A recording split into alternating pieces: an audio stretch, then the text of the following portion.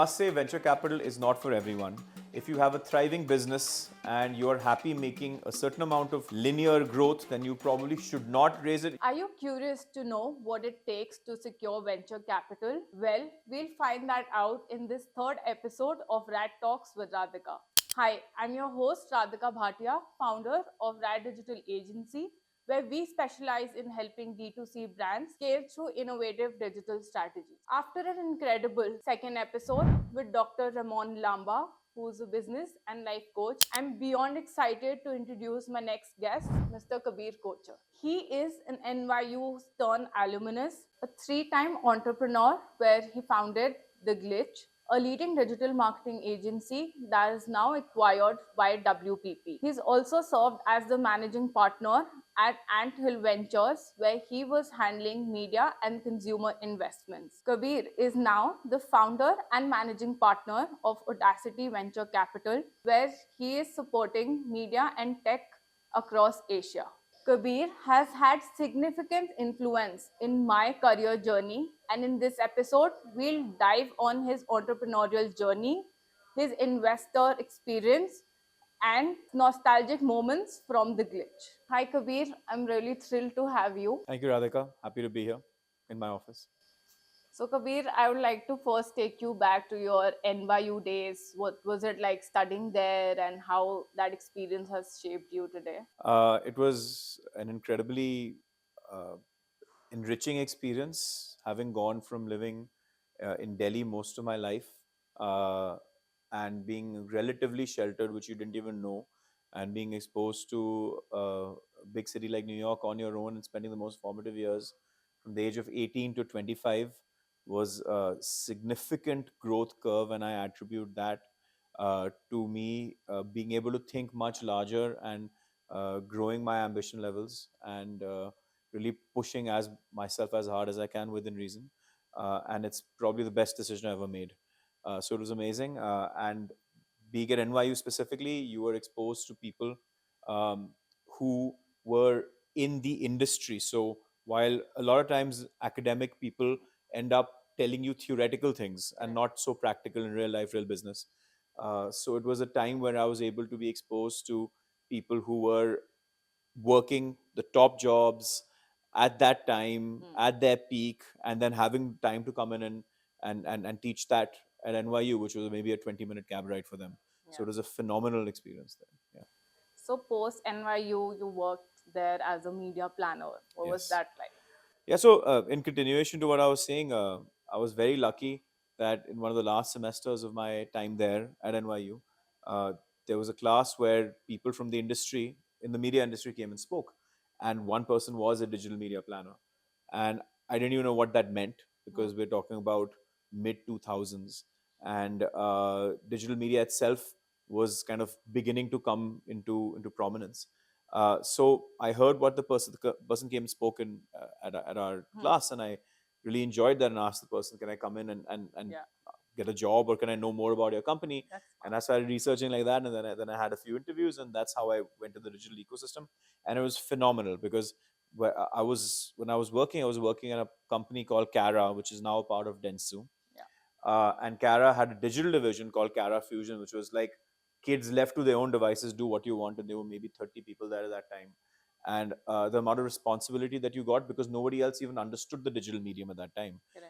So we grew with the industry, and after 2.5, 3 years, that the digital arm itself grew 300 people, and I was able to a grow with the firm and have a fair bit of experience to be able to handle do global pitches like Walmart and different things. Worked on Pfizer, large global brands, and some of the largest media buyers of the time. So it was all surreal that it was all happening so fast. Can you explain what a media planner does?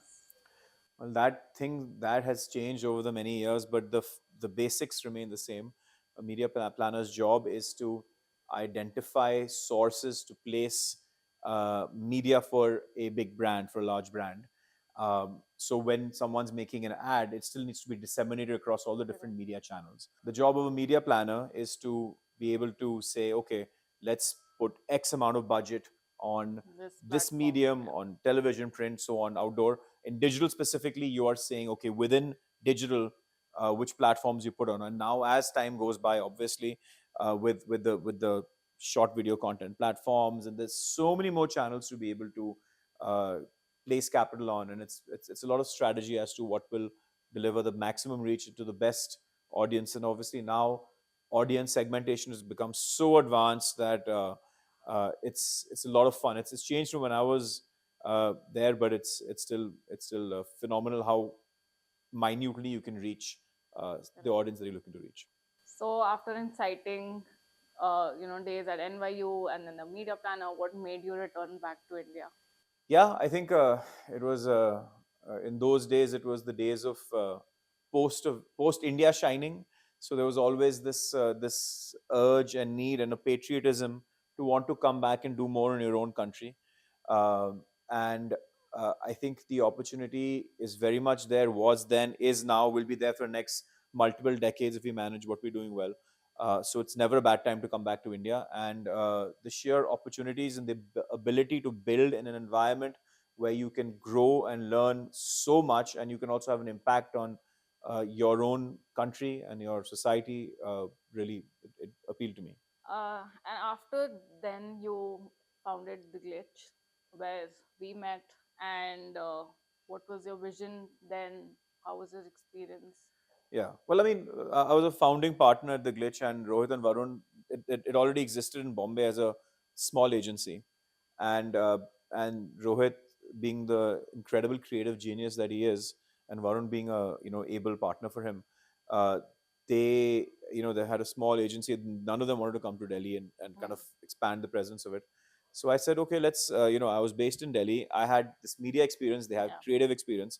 So we combined together, and I joined as a founding partner, where we built that firm from when I joined to maybe 20 people to like about 450 people by the time Yeah. we exited the company. So it was a Correct. great experience because, again, in India, that same wave which I saw in the US was happening, where a lot of budgets were moving from advertisers into digital. Correct. And we were able to take advantage of that. Personally, I had learned a lot of mistakes, learned a lot from the mistakes, which having seen it play out in the US, so knew not to make those mistakes.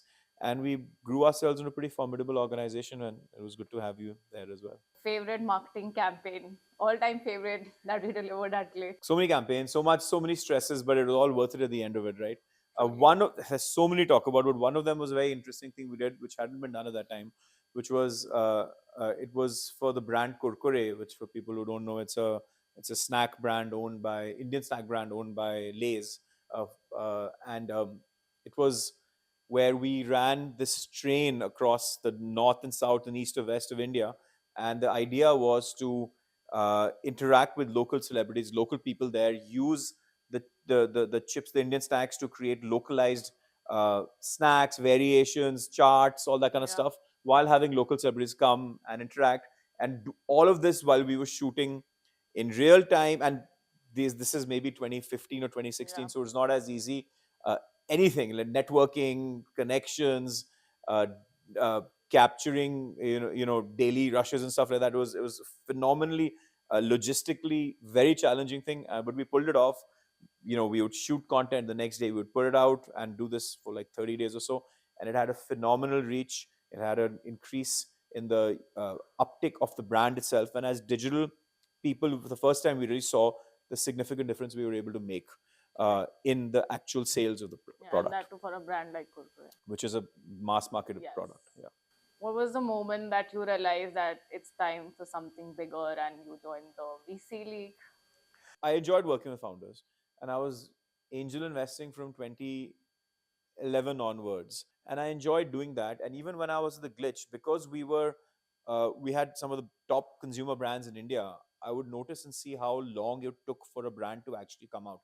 In Hmm. those days, uh, rather not take names, but one of the large pharmaceutical companies was one of our clients, and it took them 3 years to launch a product. Hmm. And I was surprised that that product was actually a fantastic product and really needed to be out in the market. But the fact that it took so long for it Hmm. to happen made me realize that there was a chance for this. And obviously, everything came together, right? Digital came together, the ability, the cost of marketing and uh, contract manufacturing a brand came down significantly. That the entry points, entry barriers got lowered significantly. But personally, for me, the value was when Basically, we had a few offers for Glitch, and as you know, after for ad agencies, for them to be independent is extremely hard Yes. after they grow to a certain scale, because it's so much about managing people. Correct. And then we just decided to sell the company, and I had no interest in staying at a large conglomerate which had 200 ad agencies within it.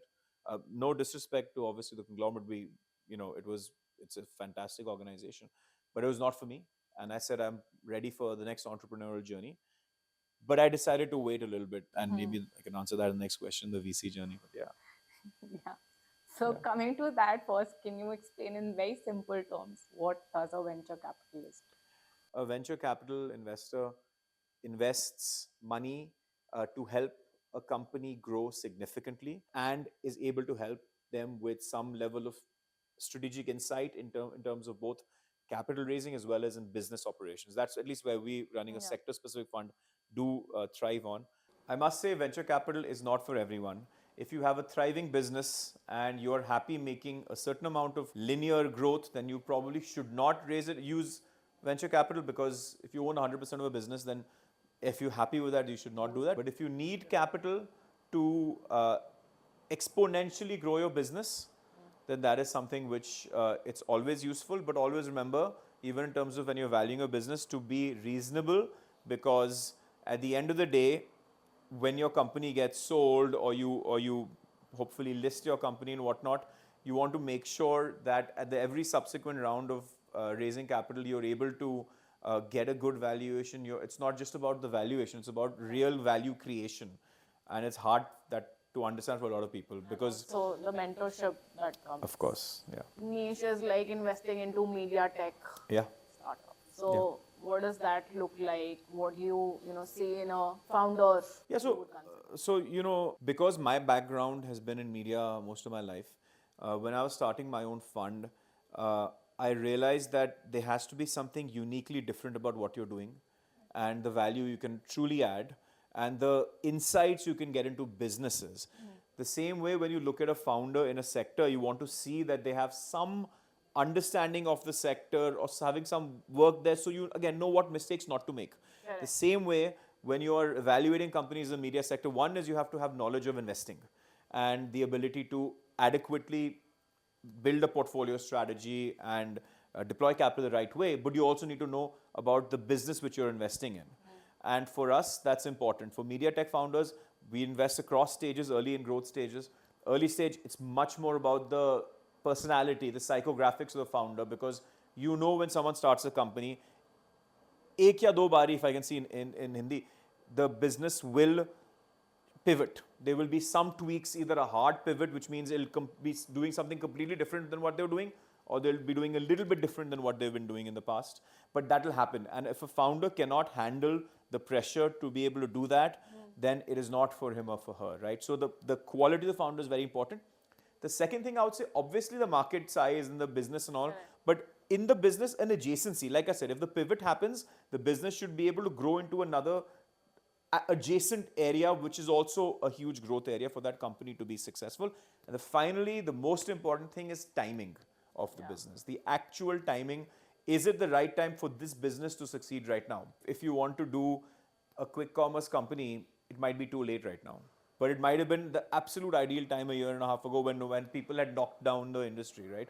So that's timing is most important in my view. So what do you think are the challenges that media tech founders are facing, as you would be interacting with a lot of them on a regular The basis? biggest challenge is that nobody understands what they do. It's true. That's what I was saying earlier, right? There's some phenomenal VCs who are very good at investing capital, very good at helping a company understand how to grow, how to use capital efficiently, how to put the right systems in place. But a lot of times, these founders are not able to adequately explain what they're doing and how they're different, and how important their product or use case or company will be in the landscape of media, right? So, just to elaborate a little bit more, for in the media tech space, we look at gaming, and within gaming, we look at gaming infrastructure. Now, if someone is unable to explain that they're actually running a streaming platform which helps the gaming happen better and all, they will not be able to make a lot of sense. So the idea is that you have to be able to communicate in the most effective way possible. And it's hard because sometimes these businesses are highly technical and it's not so easy to understand. Correct. So yeah, Running a digital marketing agency versus now being a venture capitalist, what's the difference? there's a big How has it difference. I don't have to deal with clients anymore, which is nice, been? And escalation. and constant escalations. Which is why there's such a high level of burnout in the agency business. But obviously, everything has got its challenges. I mean, I love what I do. I love doing advertising as well. The parts of the job which you like and the parts which you don't like. The parts of advertising we loved is the satisfaction you get when you have a good, successful campaign, having worked very hard and having delivered some value. And the bad parts are sometimes dealing with irrational clients, budgetary constraints, never getting enough money to do what you want to, which is always a problem. In VC, the same thing, right? The challenges sometimes is you have to get it when you're starting a fund, and as you go on, you have to get capital, you have to raise money from other people. You know, people forget that it looks very glamorous on the outside. Oh, these guys are sitting comfortably and they're investing in companies and they're deciding who gets what. But at the end of the day, we also have a fiduciary responsibility to our investors, our LPs, limited partners as they're called, who invest in us. And we also have to go pitch to them. So I tell a startup, I said, you have one idea. If you can make people believe this vision that this is what you do, it's good. But for us, we have to convince people that give us your money so we can invest in these 15, 20 companies, which will all do well, or there'll be some will do well, some won't, some will be extremely good. We're not selling one thing. We're selling ourselves. We're selling what we can do, right?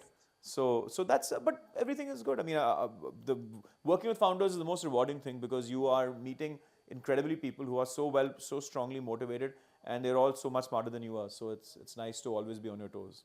So, what do you think is a common mistake while pitching a founder makes that puts you off? I try to have an open mind, but in our role, we see so many companies. We see hundreds of companies a quarter. One of them is that if someone is pitching to me, knowing that I'm a media fund, why are they pitching a healthcare startup to me? So do your basic research. Who you are pitching to, you should know who they are, what they do, what kind of size checks they invest. So the basic homework and research people are very lazy about. Another mistake people may make is that they will be very hard-headed in terms of what they want, right? Whether it's I want only this much valuation, or I can only do this and this. So you have to be a little bit flexible, open-minded in terms of saying, okay, maybe you can take less money, or you can go up and down the valuation, or your business model might be tweaked further. You have to have an open mind as a founder as well. So it's just like somebody is going for an interview, they should be well read about the company. As agencies, you're going pitching to brands, you should be well read about brands. Do your research, basically. It's as simple. I mean, it's such a simple thing. It's not even rocket science, but that itself. Basics. Yeah. Because then you also understand how the other person's thinking. See, you have to just put yourself in the feet of the other person, no matter what you're doing, in any service, client-oriented role, right? So.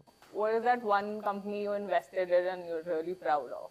I don't have any favorites, but I will say there's a company called Videoverse, which is a company which is a global leader in generating highlights from live sports using AI and machine learning. And they were doing this before AI was such a hot thing, right? And for me, why I'm so happy about that company is because we were one of the first checks to invest in that company when the company was at a sub $5 million valuation. I did that for my previous fund. I came in with our current fund also later on after a few funding rounds. And that company is doing phenomenally. They're a global leader. They're valued at many hundreds of millions now. They're profitable for the last 2 years. They're doing phenomenally well. And I'm proud to have been a part of this company's journey from when it was a very, very small company to now where it's the global leader in sports technology. That's just one company. There are lots of other companies. All my other portfolio companies, please don't take it personally. I love you all. So you invest in companies in India and across Asia. Yeah. So any stark difference you see between the mindset of founders, yours versus abroad? We look at the US also. India and Asia, the work ethics are mostly the same. But US, the thing is that because there is so much more capital available in the US and there is so much more risk appetite for US venture capital investors that they are more open to giving capital and seeing what happens. Here in India, we want a lot more surety on our investments. So we are a little tougher. It's a good and bad thing, right? The good founders are very, very tough and they're very smart and they're very sharp. Um, the bad thing is sometimes, you need to be able to give money to a company and let them discover themselves or invest more in deep tech and those kind of things, right? Which are more research oriented things, and that is why now, whether it's uh, the AI boom and a lot of these companies coming out of the US, or even China with DeepSeek right now, which has Yeah. just blown OpenAI out of the water and shocked the whole world right now. That comes because you're actually investing in research and development, right? You're giving them that time to really grow. And I think we need more of that in this country as well. So suppose you make some investments and they did not turn out the way you wanted them. How do you handle such challenges or some failures? You know, it's so much harder for the founder. And first of all, having been a founder before, there is a certain sense of empathy we truly have. And it's very hard building a business. Some of the most successful businesses in the world have probably had times when they have like 1 month of cash in the bank, Definitely. right? So it's not easy. For us as VCs, the truth is that we can make mistakes. So investing in a company we believe in and it not working out may still be fine for us. We may end up returning a huge amount of capital back to our investors because we'll have 14, 15, 16 other companies in the portfolio, some of which will do phenomenally well. So we can play this portfolio strategy. For the founder, it's tough because you have to deal with a sense of failure. You have to internalize that, live through that, and then hopefully go on to your next startup. So whenever that happens, I tell the founders, I said, look, if you've done everything you could, you've learned from this, then let me know the next company you start up because I feel like you probably will do better at that. And it's always that at the time of challenges, at that time you're not able to understand why is this happening or what happened. But years later, when you reflect back, it's always like it happened for the best. Yeah, everything is a learning. Everything we do in life is learning until you die. So that's how you should have an open mindset always. So, Shark Tank 4 season is here. Yeah. What are your thoughts on Shark Tank? That's not VC. I think that's clear. I think it's been good to expose people to what this can be. The investing ecosystem, let's call it broadly, I would think of it's more like angel investing, honestly. What it's good is it's brought a lot of tier 2, tier 3 startups to the fore. I think that's really good because so many times that venture capital and investing is centered and concentrated in Delhi, Bombay, Bangalore, Hyderabad. Now, I'm seeing angel groups come up in Raipur, in Bhubaneswar, in a lot of other cities, and I think it's phenomenal, and I think it's very useful. Obviously, the critical, I will say that, I mean, as a VC, there's so much more which goes into it, but I also understand it's something made for television, it's snackable, it's not meant to cover all the bases. So yeah, no, I mean, it's okay.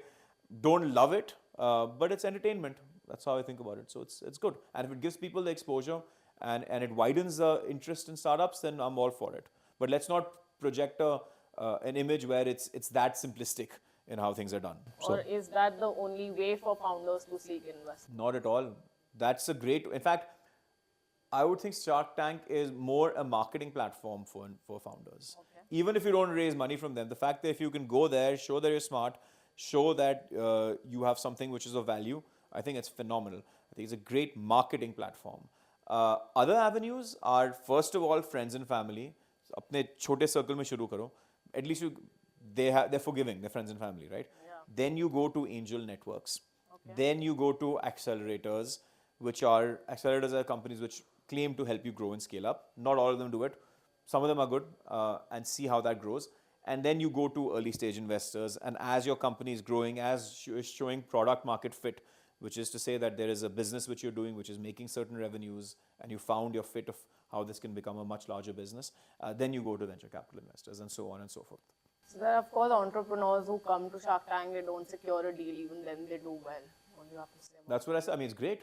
Very happy for them because at the end of the day, they are founders who have got a platform to showcase the product. And it's the best marketing ever. I think from a marketing perspective, it's good. And honestly, sharks aren't gods. They can make mistakes. Everyone makes mistakes. Even the best of VCs will also have this something known as anti-portfolio. Companies you've passed up on. Yeah.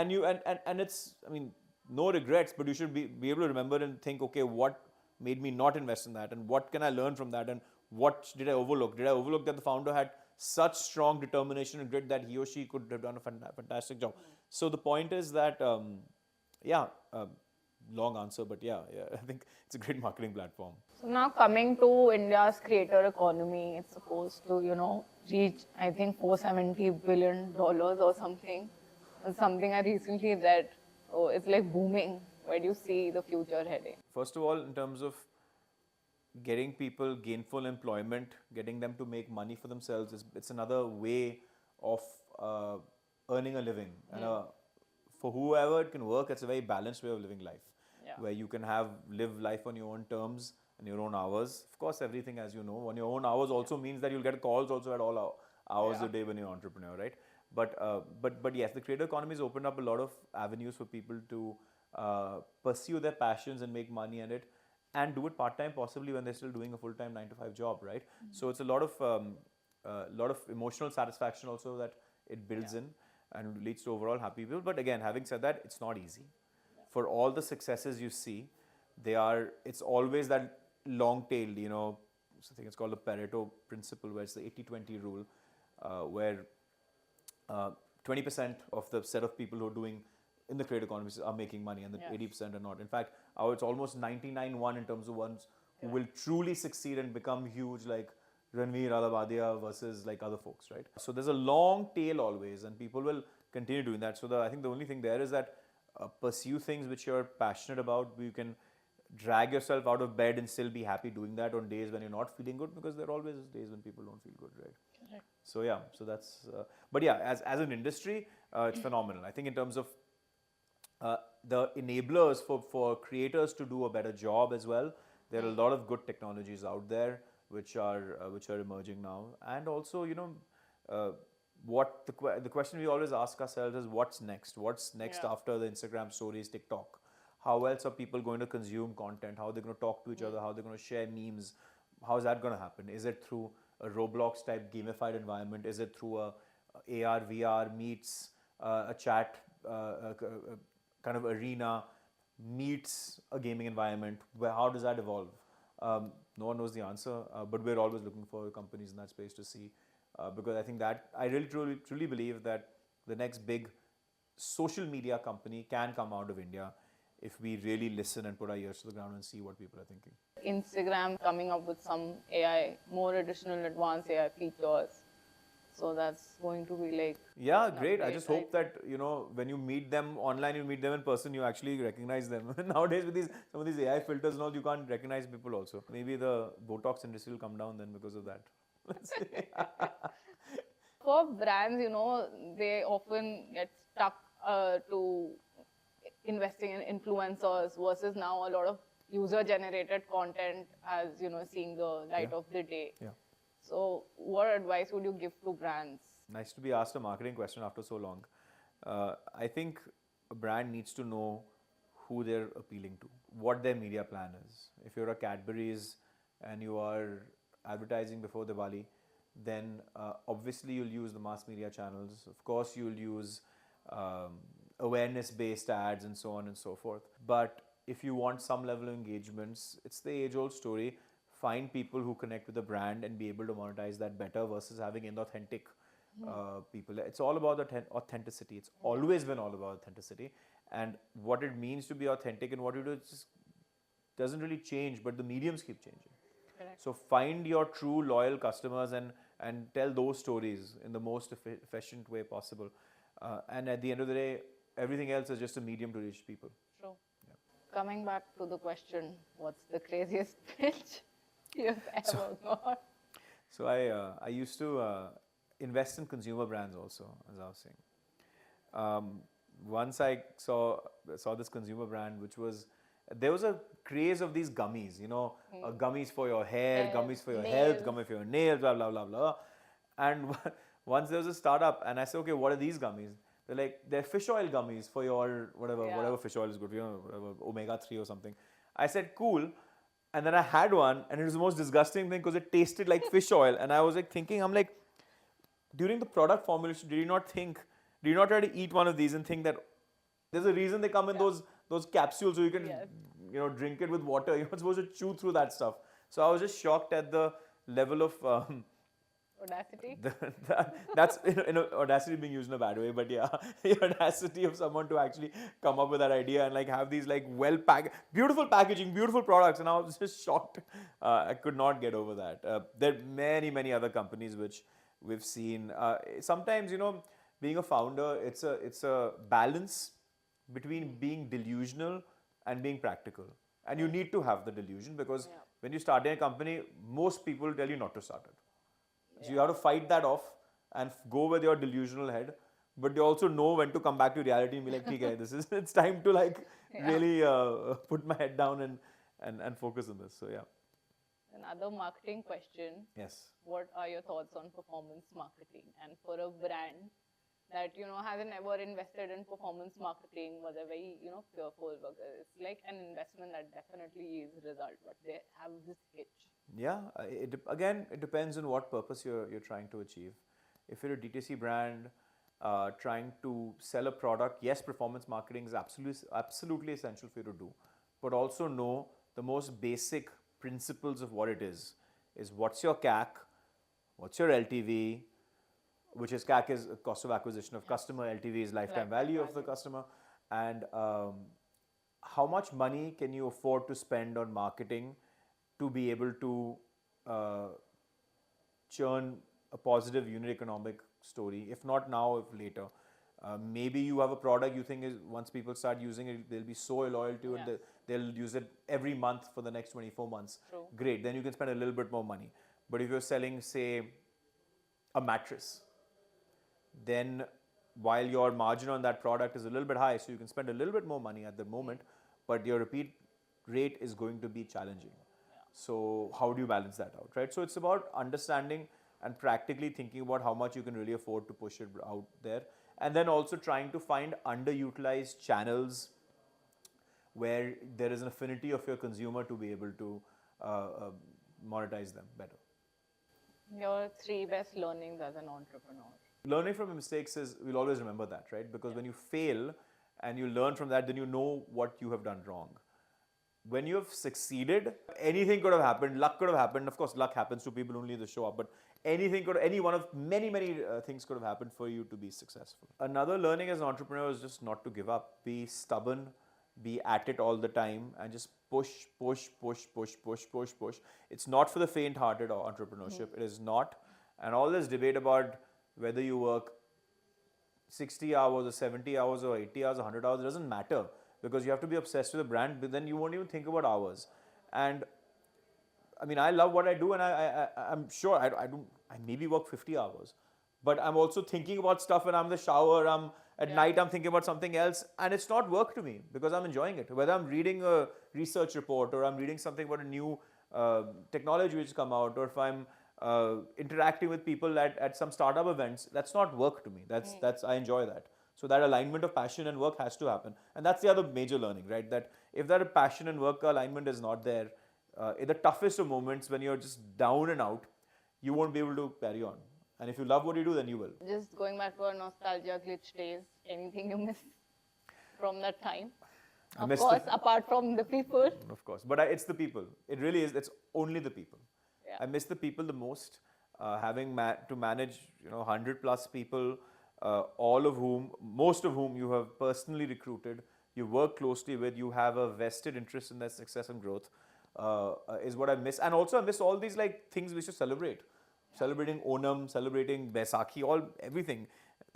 Anything we just needed a reason to celebrate, right? So bonding with people and meeting people now who tell you nice things about the impact you've had on their life and their journey is very rewarding, honestly. It truly is. Now in a VC ecosystem, we're small teams, right? So yes, you're working extremely closely with some phenomenal people, but by nature of what we do, we won't have teams like what an ad agency will, right? And also young people, right? When you're younger, you're fearless and you're able to push yourself. You have a certain amount of optimism, which sometimes over time gets worn down a little bit. So that's also lovely to work with people and to let them know that there's a lot more up ahead of them. There's so much. I really miss the people the most. Yeah. And years later, doing a podcast. Look at that. It's Who amazing. thought? And I'm so proud of you as well for building your own agency. I mean, It's amazing for the little part we may have played in your thought process to give you the ability to build your own thing, which is amazing. Yeah, like apart from the knowledge and the experience, one really great thing that I learned from you, and I really want to call it out. So if you remember, there was one ad that had gone live with a watermark, and there was, something, a disaster that had happened by us. And I was like so fearful what was going to happen next. We had got an escalation. And I was like, I came up to you and you were like, it's totally cool, man. Just be, careful the next time. And that empathy and that time, instead of being a typical boss where you lash out, beat around the bush, I was like, wow. And that's something that I've really carried forward, like even till date. And if, certain things, of course, keep happening even now, but that's one big thing, empathy, that I really, admire. Being a good boss is the ability to, first of all, shield your people from some of the blows and take it on, because at the end of the day, responsibility starts and ends with you. Yes. People forget that. You can't throw people under the bus. But yes, the idea is the first time I would say, okay, it happens. It's a mistake. Just don't make the mistake again. But if you make the mistake again twice, then you're not doing your job properly. And then you have to bring down the hammer, right? So that's how just it is. Like that's always about growing and learning. You make the mistake once, okay. Second time, you learn not to make the mistake, right? So that's how I think about it. But thank you. It's nice to remember that also. I didn't have that in my mind. Yeah. Okay, Radhika, what inspired you to start Rad Digital? First of all, you did, and Glitch, because you. we've kind of had a similar journey, right? We've both studied abroad, and when I'd come back from London, and then, I immediately got into Glitch, and you were like my ideal that, we both studied abroad. I also studied abroad, and we both have passion for marketing. So, of course, like, 2.5 years into the journey, or 3 years, say, where I worked full time. One thing that I realized was there are a lot of business owners out there that are still struggling to make a mark. And now that, marketing is such a core function. True. So many startups, or even if I say with regards to a client, one day we're not available, we get so many calls. You've just become the backbone. So, when I identified the power of marketing in that sense, so I felt that, there's a need to help business owners like that. And, with us, they can make so much difference in their business and in turn their livelihoods. And there's, goals and challenges where they want to be. And of course, storytelling, marketing, creativity, production is something that I really enjoyed. So that is when I was like, it's time to, use my creative vein and build something better out of it. Amazing. Love it. And tell me this, there's so many people in advertising, right? Not everyone starts their own thing. Yeah. What gave you that, the kind of courage to do something on your own? So I just reflected back at my life. So my career had always been in marketing. So my undergrad was from Delhi College of Arts and Commerce, and there's a specialized course there in marketing and advertising, sales promotion, which none of us usually know. And it was even, I got to know it through my dad, and somebody had told him, and then I met my lecturer there, Dr. Neeru Kapoor, and she guided us so well. So 3 years, it was, sort of theoretical and practical. Founded the advertising agency in my college, did a lot of fests, seek for sponsorships, went for competitions where I met my first podcast guest, Mr. Suhail Seth. And then, of course, I was like, college khatam ho gaya, nahi, mujhe aur padhna hai. So then we decided, okay, I'll go to London, study more about international marketing and digital marketing. After that, 1 year of roller coaster ride of practical and again theoretical knowledge, I landed an internship in a PR firm called the PHA Group. So that was my very first, agency experience. And there I got introduced to digital marketing in the practical real world, and we were handling, digital marketing for a lot of businesses there. Then I had to come back to India, and then Glitch happened. So I was like, something is, giving me a cue that you are made for this world, and coming from a business family, and I thought it's about time to do something on your own. So that's how it led to Rad Digital. Amazing. Nice. And what trends do you see shaping the future of digital marketing? And how is Rad Digital adapting to them? Great question. So Trends is, of course, AI has taken a boom over our industry. I think 6 months later, any normal agency who's not using AI will be redundant. We'll all be jobless. A true and honest dark fact. So clients come to us that, can you deliver these many creatives in this span of time? With AI, we're able to achieve that faster than ever and, a better quality also. So we have a client, or the sort of client that we have in our jewelry sector. It's very difficult to, get photography for jewelry done, and it's costly as well. But with AI, you can, do it in minutes. So that's truly a problem solved. Then AI is like, helping build assistant of yourself. Yeah. So maybe, we can pitch that. We will be pitching that Like to our digital clients. twins, like that. Exactly. So as an agency, of course, we're all time there for our clients, but there are odd hours and other things that we might not be able to immediately be able to attend to. So we will be building a AI assistant of Rad Digital where our clients could, chat anytime and get answers or, queries in no time. Very cool. So, we're trying to adapt ourselves and train our team with different AI platforms. A lot of rigorous training is also happening right now. Amazing. And what do you seek to achieve from this podcasting platform which you've started? So, as the need of the hour says, even for founders, there's come a time that we need to do our personal branding. And of course, there's education, reconnecting with, your peers and being with, industry leaders and to gain from their experience. But I think now is the time that, building a personal brand really has become rewarding, and that's also a service that we are going to start very soon for our clients or to key clients, where we are going to help them build their personal brand so they're able to sell faster to their consumers.